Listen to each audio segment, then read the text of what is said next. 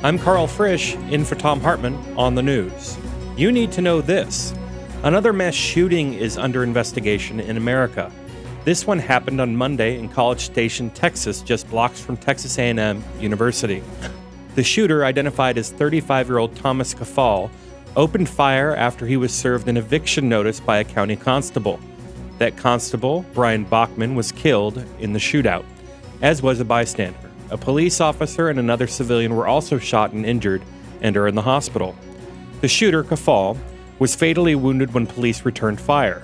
According to the mother of Kafal, her son was dealing with mental difficulties, and Kafal's stepfather admitted that he believed Kafal was, quote, crazy as hell, and, quote, a ticking time bomb. Yet despite clear indications of mental illness, Kafal had been legally stockpiling weapons, including high-powered assault rifles, and bragging about it on Facebook. And on Monday, he used those weapons, to no surprise of those who knew him, killing 2 people. Our nation is obsessed with the rights of gun owners. Unfortunately, we're forgetting about the rights of non-gun owners, like the right not to live in a nation plagued by mass shootings where the mentally ill can get military-grade weapons.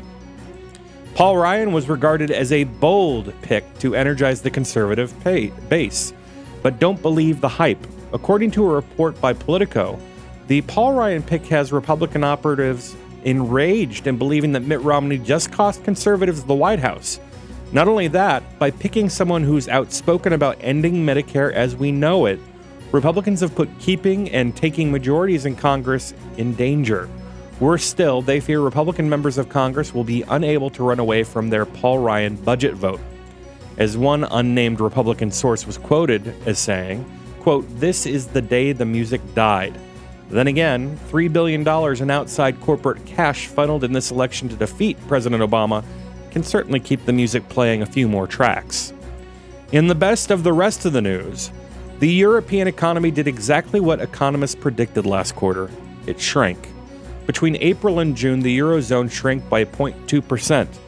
That's yet more proof that austerity isn't working in Europe. Just look at Greece, which saw the GDP shrink by a whopping 6.2% in the second quarter of this year, with the jobless rate creeping up to 23.1% and more than half of all 15 to 24-year-olds out of work. Italy is now pursuing austerity and suffering similar economic pain. At the end of June, Italy's public debt reached a record high, just as the economy shrank 7% in the second quarter. Italy is now headed down the same road as Greece, and the rest of Europe is following in suit thanks to its addiction to austerity.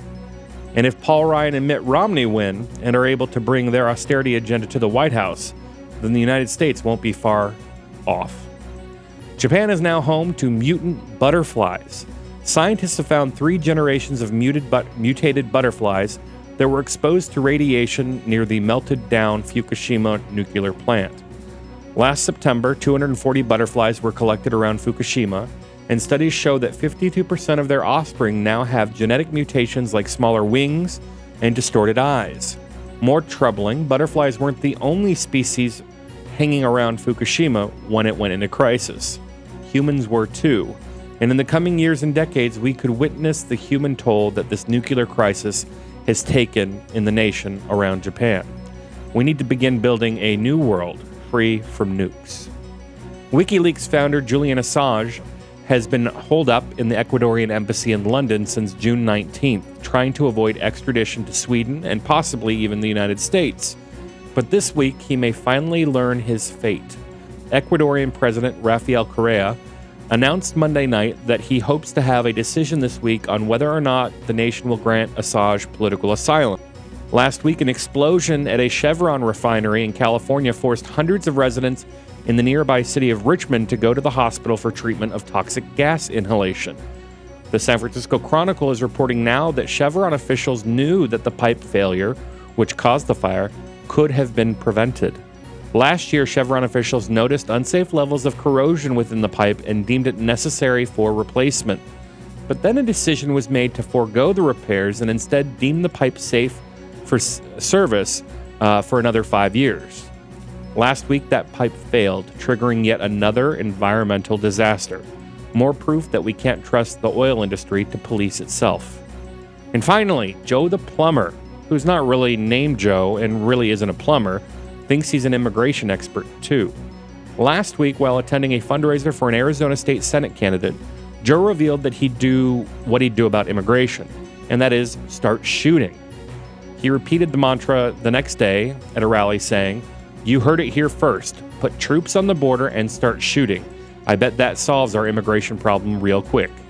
Yes, as though this isn't enough violence in the border already thanks to America's failed war on drugs. Thanks, Joe the plumber. And one more thing, a quick correction to yesterday's news, which cited numbers from the Economic Policy Institute that Paul Ryan's budget will kill more than 8 million jobs. The number is actually 4 million, and the jobless rate would reach 11.9%. If still bad news. And that's the way it is today, Tuesday, August 14th, 2012. I'm Carl Frisch, in for Thom Hartmann on the news.